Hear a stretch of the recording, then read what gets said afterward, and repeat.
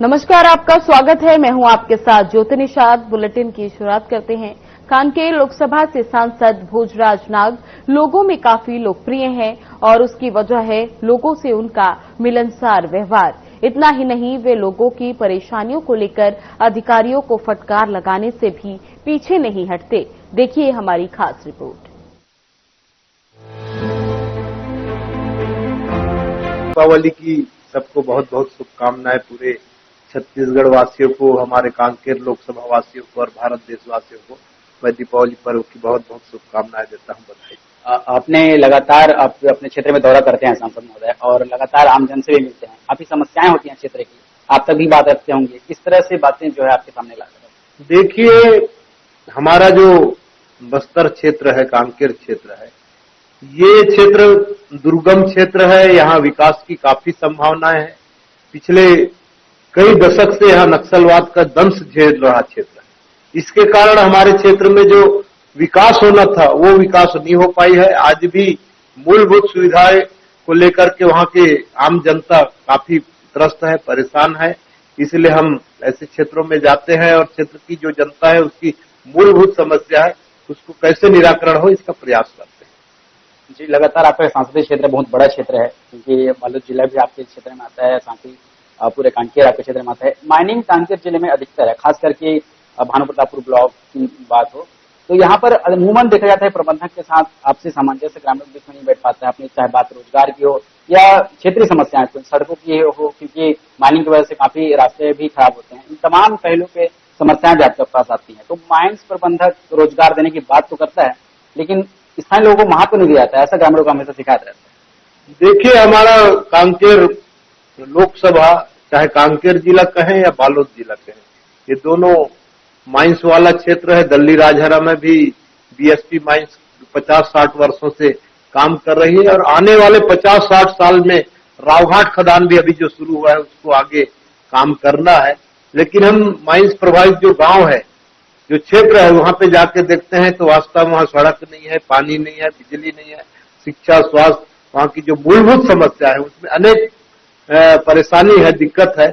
इसी बात को लेकर के मैं अभी लगातार कुछ दिनों से, चाहे वो निजी माइंस के क्षेत्र हो, चाहे बीएसपी के हो, चाहे अन्य माइंस के क्षेत्र हो, ऐसे प्रभावित गांव में जाकर के जो भारत सरकार की गाइडलाइन है, प्रधानमंत्री माननीय नरेंद्र मोदी जी को मैं बहुत बहुत बधाई और शुभकामनाएं देता हूं कि उन्होंने जो गाइडलाइन तैयार किया है कि वहां के जो 70% वहां के रॉयल्टी के राशि का, सीएसआर के राशि का उस क्षेत्र में, उस गांव में विकास होना है, और ये सब हो नहीं रहा है। इस बात को लेकर के मैं यहाँ के जिला प्रशासन को, माइंस प्रबंधक को अवगत कराया हूँ। आने वाला समय में मैं माननीय प्रधानमंत्री नरेंद्र मोदी जी से भी मिल करके, पत्र व्यवहार करके इस सारे व्यवस्था को ठीक करने का प्रयास करूंगा। आप लगातार दिल्ली भी दौरा होता है, क्योंकि आप ज्यादा फोकस देखते हैं किस क्षेत्र पे आपका ज्यादा फोकस रहता है कि आप अपने जो समस्याएं हैं क्षेत्र की उनको आगे आप दिल्ली, जैसे दिल्ली में पहुंचा है, दिल्ली संसदीय क्षेत्र में, जैसे आपका संसदीय क्षेत्र कांकेर है, दिल्ली तक आप बात ले जाते हैं, किन क्षेत्रों पे ज्यादा फोकस रहता है?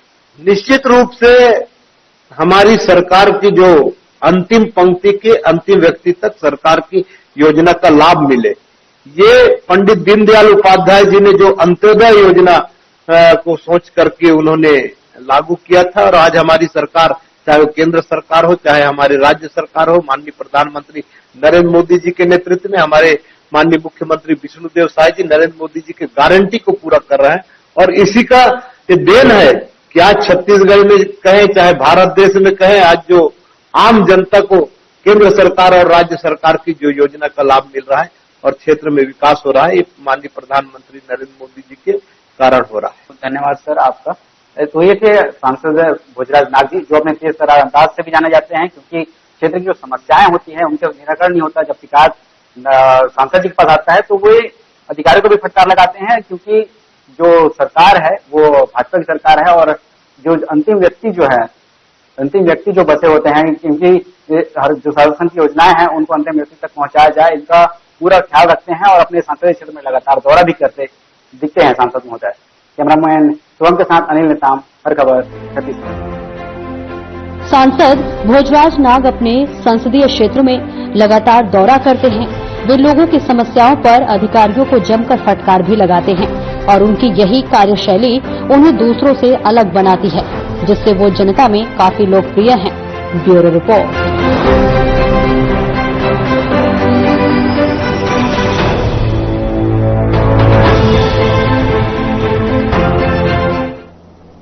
सीएम विष्णुदेव साय जशपुर के लिए रवाना हुए।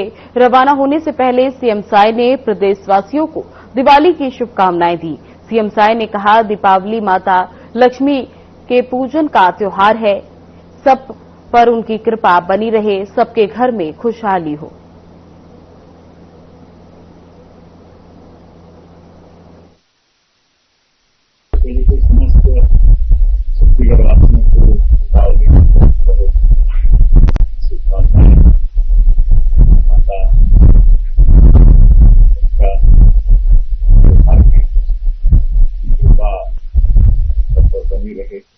खुशहाली हो, सबके घर में सुख समृद्धि हो।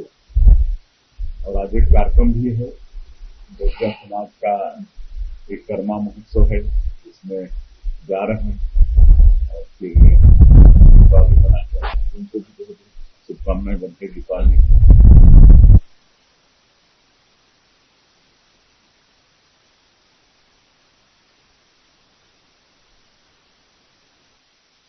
राजनांदगांव के बाजार दीपावली के त्योहार पर गुलजार हो गए हैं। पटाखों की दुकानों पर भी भीड़ देखने को मिली है। इस बार खास बात यह है कि बाजार में सिर्फ देसी पटाखे की ही एंट्री है। चाइनीज पटाखों को पूरी तरह नकार दिया गया है। दुकानदारों के मुताबिक पीएम मोदी के वोकल फॉर लोकल अभियान को देखते हुए इस बार स्वदेशी पटाखों की ही बिक्री हो रही है। बच्चों के लिए इस बार खास पटाखे बाजार में आए हैं। ऑपरेशन सिंदूर नाम से टैंक जैसे दिखने वाले पटाखे सबसे ज्यादा डिमांड में है। वहीं गिटार पटाखा भी छोटे बच्चों को खूब लुभा रहा है। पटाखा बाजार में रौनक देखते ही बन रही है। बच्चों से लेकर बड़ों तक हर कोई अपनी पसंद के पटाखे खरीदने में जुटे हैं।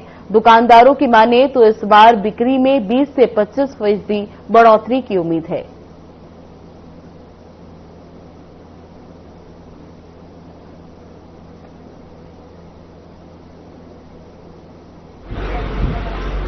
सबसे पहले तो आप सभी का धन्यवाद, जो आप लोग इस व्यापार को भी कवर करते हैं।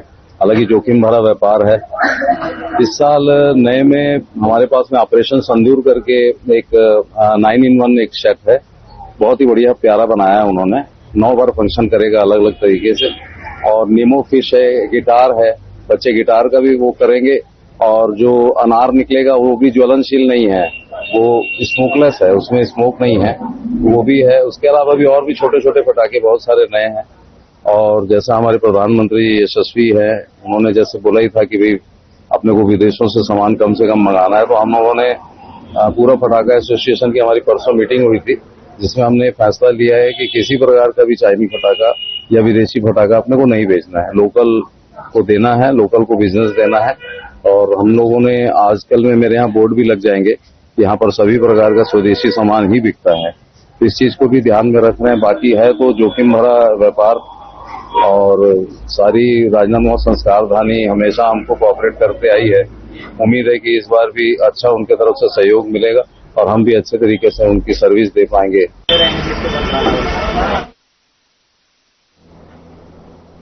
खबर दुर्ग से है, जहां दिवाली के पर्व पर वार्ड क्रमांक 11 शंकर नगर पार्षद आशीष चंद्रकार ने अपने वार्ड के समस्त सफाई कर्मचारी और मितानिनों को बुलाकर सम्मान स्वरूप उन्हें दिवाली का उपहार दिया। इस शुभ अवसर पर उन्होंने अपने वार्ड वासियों को भी शुभकामनाएं दी और कहा कि इन सफाई कर्मचारियों के द्वारा साल भर हमारे वार्ड की सफाई की जाती है, इनका ख्याल रखना हमारी जिम्मेदारी है।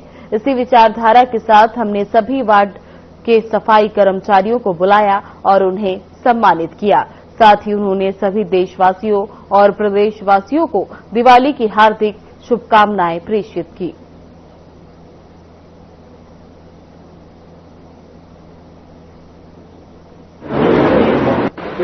सबको से जय श्री राम।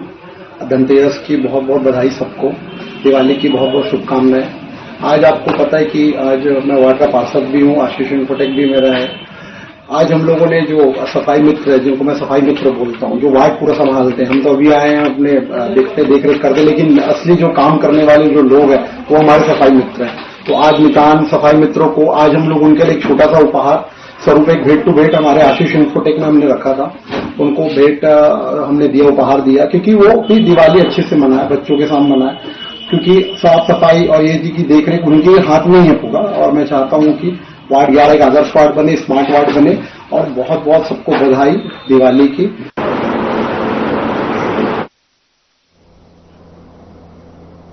कांकेर की आंतागढ़ विधानसभा में अब विकास देखने को मिल रहा है और इसके पीछे की वजह है विधायक विक्रम उंडेसी।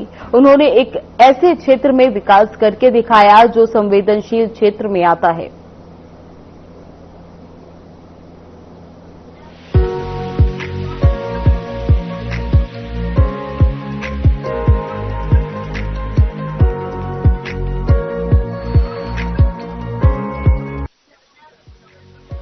कांकेर की अंतरगढ़ विधानसभा संवेदनशील क्षेत्र में आती है। ऐसे में यहाँ सबसे बड़ी चुनौती है विधानसभा में विकास की। लेकिन इस नामुमकिन काम को भी विधायक विक्रम उसेंडी ने मुमकिन करके दिखाया है। जब हमारे जिला ब्यूरो अनिल कुमार ने विधायक विक्रम उसेंडी से खास बातचीत की तो उन्होंने क्षेत्र की समस्याओं और हो रहे विकास कार्यों के बारे में विस्तार से बताया। अंतरगढ़ विधानसभा क्षेत्र से लोकप्रिय विधायक विक्रम उसेंडी जी हमारे साथ इस वक्त मौजूद हैं। तमाम तरीके से भी लोगों से मिलते हैं, अपने विधानसभा क्षेत्र का लगातार दौरा भी करते रहते हैं। क्या कुछ दौरे में उस निकलता है, क्या चर्चाएं जो लोग होती हैं, आम जनता क्या समस्याएं उनको बताते हैं, उससे ही चर्चा करेंगे। सर, आप लगातार दौरा कर रहे हैं क्षेत्र में, बहुत सी समस्याएं होती हैं क्षेत्र की, किस तरह से आप जब लोगों से मिलते हैं, क्या क्या बातें आपके सामने रखती हैं? देखिए, इस समय जो बदली हुई परिस्थितियों में, खासकर इसलिए मैं कह रहा हूं कि चूंकि अंदरूनी क्षेत्र में बहुत ज्यादा दौरा पहले हो नहीं पाता था। अब चूंकि वामपंथ उग्रवाद की जो समस्या, नक्सलवाद की जो समस्या धीरे धीरे समाप्त हो रही है और अंदरूनी क्षेत्र में भी लोग विकास का काम चाहते हैं, वहां काम हो, उनकी मूलभूत समस्या का समाधान हो। इसलिए बहुत सारे अंदरूनी क्षेत्र में कार्यक्रम भी मेरे हुए हैं, जहां किन्हीं कारणों से पहले कार्यक्रम हो नहीं पाता था। कार्यक्रम हम जाना चाहते तो भी वहां की स्थिति ऐसी होती थी कि कार्यकर्ता तैयार नहीं हो पाते थे, गांव वाले या प्रशासन की तरफ से भी ये बात कई बार आती थी। तो कुल मिलाकर ऐसे गांव थे, लेकिन इस समय हम उन गांवों को मैं चिन्हांकित करके उन गांव में ही कार्यक्रम, और वहां वाले भी चाह रहे हैं गांव वाले भी कार्यक्रम हो, तो उन जगह जा रहे हैं। तो जो वहां के जैसे कहीं पर पुल पुलिया सड़क के साथ साथ स्वास्थ्य की सभी मांग उनके द्वारा की जा रही है। जैसे मैं आप उदाहरण स्वरूप में बताऊंगा कि अभी 9 जून को मैं मुरुंडी, जो कोयलीबड़ा ब्लॉक का बड़ा गांव है, क्योंकि अंतड़ विकासखंड से लगा क्षेत्र उधर लग जाता है, तो वहां पर भी गया था। तो लोग गांव वाले मांग कर रहे थे कि वहां पर पुल का निर्माण होना चाहिए, या बहुत दिन से हमको परेशानी होती आने जाने में बरसात के समय। तो ये था, तो मैंने कहा कि ठीक है भाई, चूंकि आप लोगों का गांव हमारे खनन प्रभावित क्षेत्र के पास ही है, जो आपका मेटा बोदली खनन वगैरह क्षेत्र पुरुंडे, वो नदी का पुल बनना चाहिए। मैंने कहा कि हमारी पहली प्राथमिकता होगी कि हम उसको तत्काल हम स्वीकृति प्रदान करेंगे। तो हम अभी पिछले दिनों डीएमएफ की बैठक हुई, हमने प्रस्ताव दिया, तो वहां बड़ा एक पुल का निर्माण होने वाला, स्वीकृति मिल गई है 9 करोड़ का, वह काम होना है। तो निश्चित रूप से गाँव वाले भी खुश हैं। उनकी मैं तो समझ रहा था कि सबसे ज्यादा भी बरसात के समय तो एक व्यक्ति भी अभी अगस्त में वहां पर वो नदी पार करते बह भी गए थे। तो इस प्रकार के कई जगह मांग पुल पुलिया के साथ साथ और कुछ जगह कहीं पर स्कूल भवन की मांग है, उप स्वास्थ्य केंद्र की मांग है, ऐसे अलग अलग मांग अंदरूनी क्षेत्र में आ रही है। खास करके हमारा जो नियत नीलानार, जो कोयलीबड़ा के अंदर का गांव है, पानीडुंगरी क्षेत्र, वो 10 किलोमीटर एरिया में वहां पर विकास के बहुत सारे काम हो रहे हैं, अच्छा काम हो रहा है वहां पूरा। उसी प्रकार से आमाबड़ा क्षेत्र में, अंदरूनी क्षेत्र में काम है, वहां पर भी बहुत सारे काम सड़क पुल पुलियों के चल रहे हैं। तो कुल मिला के अभी इस समय अंदरूनी क्षेत्र में जो काम पहले नहीं हो रहे थे, वो कामों की डिमांड्स आ रही है, काम हो रहे हैं। और कुल मिला के हमारी सरकार की भी प्राथमिकता है, विष्णुदेव साय की सरकार की, अंदरूनी क्षेत्र में गांव गरीब किसानों के दृष्टि से जो मूलभूत जो समस्या है, उनका समाधान पहले प्राथमिकता में हो। केंद्र से भी हमारे प्रधानमंत्री नरेंद्र मोदी जी के बनने के बाद आपने देखा होगा कि पिछले 2018 से लेकर 2023 तक बहुत सारे ग्रामीणों के प्रधानमंत्री आवास नहीं बन पा रहे थे, लेकिन हमारी सरकार बनते ही प्रधानमंत्री आवास का निर्माण का काम चल रहा है और बाकी और भी जो वहां के डिमांड्स आ रहे हैं उनका निर्माण की प्रक्रिया सतत चल रही है। तो कुल मिला के अंदरूनी क्षेत्र मेरा प्रवास भी हो रहा है और लोगों की वहां से कार्यक्रम भी बन रहे हैं, मैं जा भी रहा हूं। तो उनके जो मांगे प्राथमिकता के आधार पे, मांग तो बहुत सारे आते हैं, लेकिन जो प्राथमिकता क्रम में अपन तय करते हैं, जो कामों को हम स्वीकृति कर रहे हैं, तो गांव में भी एक बदली हुई परिस्थितियों में काम तो अभी हो रहे हैं। सर, आपने जैसा कि जिक्र किया माइंस प्रभावित क्षेत्रों का, तो अमूमन एक शिकायत आता है ग्रामीणों का कि प्रबंधक के द्वारा माइंस प्रबंधक जो होते हैं उनके बीच और ग्रामीणों के बीच में कोऑर्डिनेशन का नहीं बन पाता है, जिस वजह से स्थानीय लोगों को रोजगार देने की बात कहा जाता है, लेकिन उनको रोजगार मुहैया नहीं कराते। इससे काफी विवाद की स्थिति बन पड़ता है। तो इससे किस तरह से आप देखते हैं? नहीं, देखिए, निश्चित रूप से जो माइनिंग प्रभावित क्षेत्र में वहाँ मूलभूत विकास का काम तो होना चाहिए, क्योंकि उस क्षेत्र में माइंस निकल रहा है तो वहां पर चाहे वो सड़क हो, शिक्षा हो, स्वास्थ्य हो, इन सब चीजों का एक प्राथमिकता के आधार पे, और जो CSR मद का भी फंड आता है जो सीधा माइनिंग विभाग से जो वहां खनन करने वाले उनको भी करना रहता है, बाकी जो अलग से राज्य शासन माता वो तो है ही है। तो कुल मिलाकर उन गांवों को भी हम प्राथमिकता में ले रहे हैं कि उन क्षेत्र में ही काम हो। हमने अभी जो DMF की बैठक में भी हमने कहा कि बैठक में कि भाई जो प्रभावित एरिया है 70% राशि उस क्षेत्र में खर्च होना चाहिए। मैंने प्रस्ताव को भी रखा है, तो हिसाब से हमने प्रस्ताव भी दिया है, उसमें कुछ कामों की स्वीकृति मिली है और आने वाले समय में उन क्षेत्रों को ही जो किसी न किसी कारण से वहां पर विकास नहीं हो पा रहा था, माइनिंग प्रभावित क्षेत्र एक्ट में जो प्रावधान है उस अनुसार वहां का विकास का काम होना चाहिए, हमारी पहले प्राथमिकता रहेगी। सर, तो ये थे हमारे साथ क्षेत्रीय विधायक विक्रम उसेंडी जी, जिनका साफ कहना है लोगों की जरूरत और मांग के अनुरूप बेहतर काम किया जा रहा है और भी आने वाले समय में बेहतर से बेहतर काम कर लोगों को और भी अधिक सुविधाएं प्रदान किया जाएगा। कैमरामैन शुभम के साथ अनिल नेताम, हर खबर, छत्तीसगढ़। विधायक विक्रम उसेंडी ने अपने क्षेत्र में कुछ कार्य जनता को समर्पित किए और कुछ कार्य ऐसे अभी और हैं जो क्षेत्र में कराने हैं। Bureau report.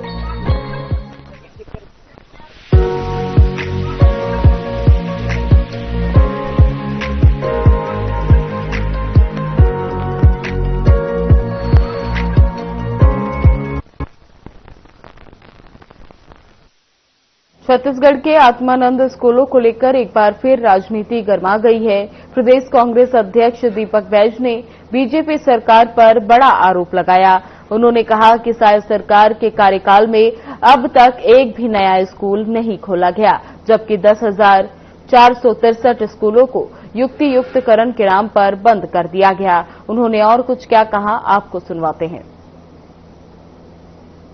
अभी सरकार बने लगभग 2 साल पूरे होने जा रहा है।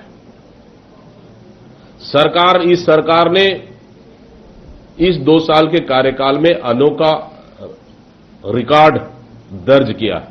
वो अनोखा रिकॉर्ड क्या है कि अभी 2 साल लगभग पूरा होने जा रहा है, सरकार ने अभी तक एक भी नया स्कूल इन्होंने नहीं खोला है। छत्तीसगढ़ का इतिहास देख लीजिए, अभी तक एक भी नया स्कूल इन्होंने नहीं खोला है। हां, जरूर कि छत्तीसगढ़ की जनता को शराब के नशे में ढकेलने के लिए 67 नई शराब दुकान इन्होंने खोल दिया है।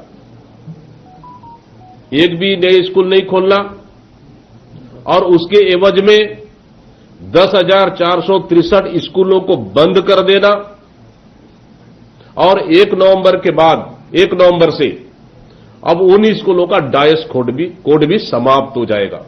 अगर डायस कोड समाप्त हो जाएगा तो उस स्कूल को पूरी तरह से बंद माना जाएगा और उस स्कूल का अस्तित्व ही समाप्त हो जाएगा। मतलब सोच लीजिए आप, ये कैसी सरकार है, छत्तीसगढ़ को किस दिशा में ले जाना चाह रही है कि 2 साल में एक भी प्राइमरी, मिडिल, हाई स्कूल तक नहीं खोल पाना। 67 नई शराब दुकान खोलना, 10,463 स्कूल को बंद करना और अब डायस कोड को 1 नवंबर से समाप्त कर देना। कुल मिलाकर ये सरकार इस 2 साल में शिक्षा के क्षेत्र में अजब गजब और अनोखा रिकॉर्ड स्कूल नहीं खोलने का इन्होंने बनाया है।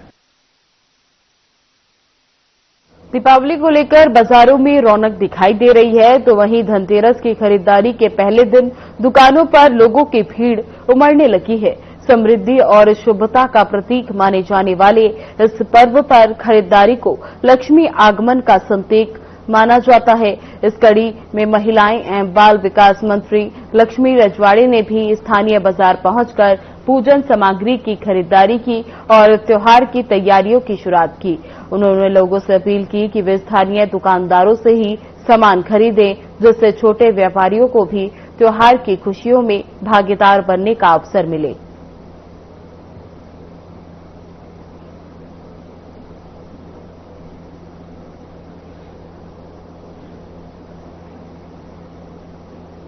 स्मृति नगर को नगर पालिका निगम भिलाई में समाहित किए जाने के आदेश पर हाईकोर्ट छत्तीसगढ़ ने बड़ी राहत दी। स्मृति गृह निर्माण सहकारी समिति द्वारा 4 बिंदुओं पर प्रस्तुत अपील पर सुनवाई करते हुए कोर्ट ने 16 अक्टूबर को भिलाई निगम के आदेश को विधि विरोधी करार देते हुए निरस्त कर दिया। कोर्ट ने साफ किया है कि किसी निजी कॉलेज को निगम में शामिल करने के लिए विधि सम्मत प्रक्रिया अनिवार्य होगी। इसके विरोध में समिति नगरवासियों ने हस्ताक्षर अभियान चलाकर एकजुटता दिखाई थी।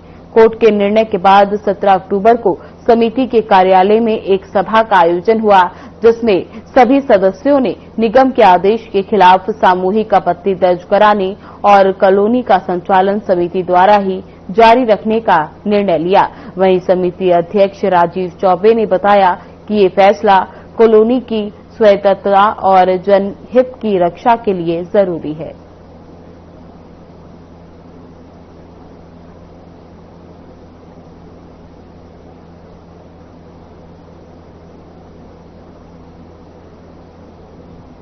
हमारे वकील ने कोर्ट को बताया कि ये आधी जानकारी में बात कर रहे हैं, 7 साल 8 साल पीछे चल रहे निगम के वकील जो है, 2011 में पुनः एक संशोधन हुआ है जिसमें उन 3 प्रकाशन की अनिवार्यता है।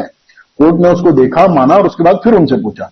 तब उनके वकील ने कहा कि मेरी जानकारी में नहीं है कि 3 प्रकाशन हुए कि नहीं हुए, मैं क्लाइंट से बात करना चाहूंगा, तो 1 दिन का एडजर्नमेंट दीजिए मुझे और परसों आप रख लीजिए पेशी। उस हिसाब से 13 के बाद कल हुई, परसों कल पेशी हुई। कल की हियरिंग में उन्होंने स्वीकार किया कि पब्लिकेशन नहीं हुआ है, लेकिन उन्होंने दिखाया कि कल 16 तारीख को एक अखबार नवभारत का उन्होंने कटिंग दिखाई कि हमने पहला प्रकाशन अभी कर दिया है और हमने प्रबंधन अपने हाथ में लिया ही नहीं है। ये उनके वकील का वहां पर कोर्ट में स्टेटमेंट था कि हमने प्रबंधन हाथ में नहीं लिया, अभी तो प्रक्रिया चालू हुई है। ये पहला प्रकाशन हुआ, इसके बाद 2 प्रकाशन और होंगे, दावा पत्ती आएगी तब हम करेंगे। अभी नगर निगम असफल रहा, आप सभी सहमत है इस चीज से। अध्यक्ष, जब मेरे पास